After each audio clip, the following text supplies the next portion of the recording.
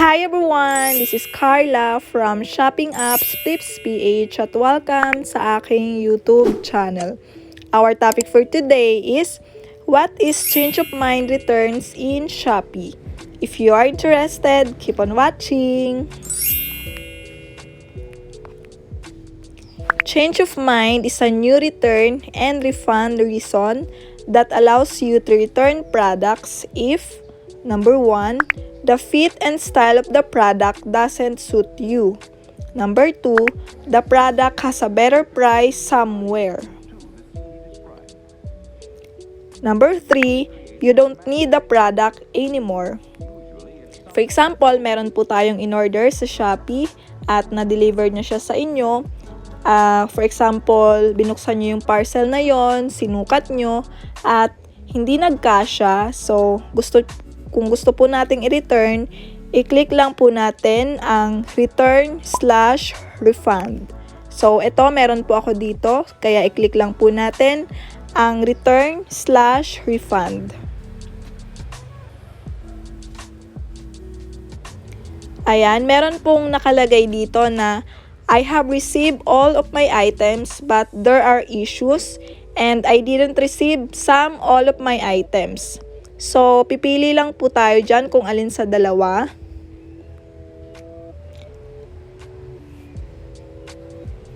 So, i-click po natin itong una. Ayan, yung mga naka-asterisk, yun po yung ating fill outan. Ayan. So, ang option po dito sa reason ay change of mind, missing part of the order, seller sent wrong item, damaged item, product is defective or does not work, and counterfeit product. So, piliin po natin ang change of mind. And then, i-click po natin ang confirm. Ayan, yung marirefund po sa inyo ang payment na binayaran nyo. And then,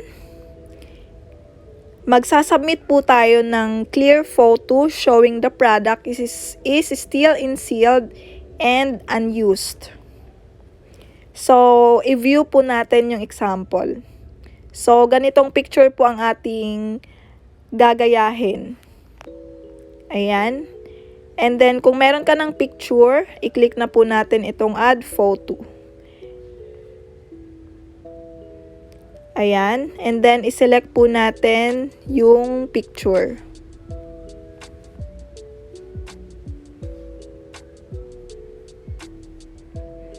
And then, kung meron ka namang video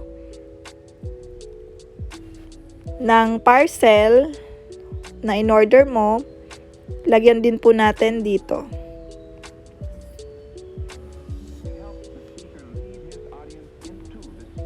Ayan, antayin lang po nating mag 100%. Ayan, tapos, pag once na sinubmit mo to, meron pong mag-i-email sa'yo. So, i-click na po natin ang submit.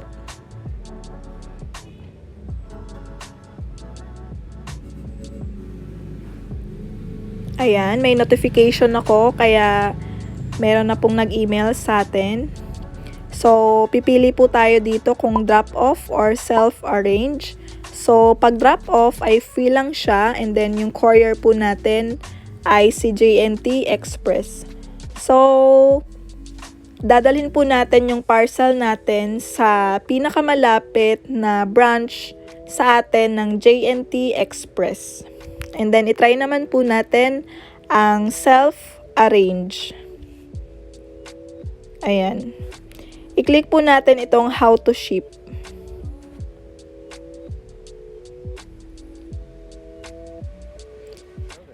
You can select the self-arrange option to ship out your return parcel through a logistic provider of your choice.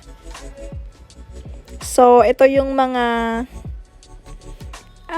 pwede po nating pag-drop-offan ng ating parcel, yung M. Louvillier, J&T Express, LBC Express, XDA Logistics, and To Go. So, yon, pipili lang po tayo dyan. Ayan. Pero mas okay itong drop-off kasi parang hindi siya hassle. Ibibigay mo lang siya sa J&T and then sila na yung bahalang mag-process nun. So, okay ako dito sa drop-off. So, yon, i-click na po natin itong confirm.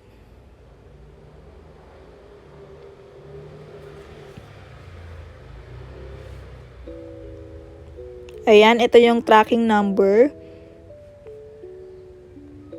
So, yon, ipiprint po natin itong tracking number and then ilalagay po natin siya sa pouch. So, yon, i-click po natin itong download. Ayan, ito po yung waybill niya. Pagka nilagay po natin yung parcel natin, ididikit po natin itong air waybill sa pouch. Okay? So, yon. Tapos, dadalhin na po natin siya sa pinakamalapit na branch ng J&T Express sa ating location. So, yon. Ganun lang po kasimple mag-return/refund ng ating mga parcel sa Shopee. So, that's it. I hope meron po kayong natutunan sa video na ito. Kung meron, please share this video to your friends, like, comment, and subscribe. Thank you for watching. Bye for now.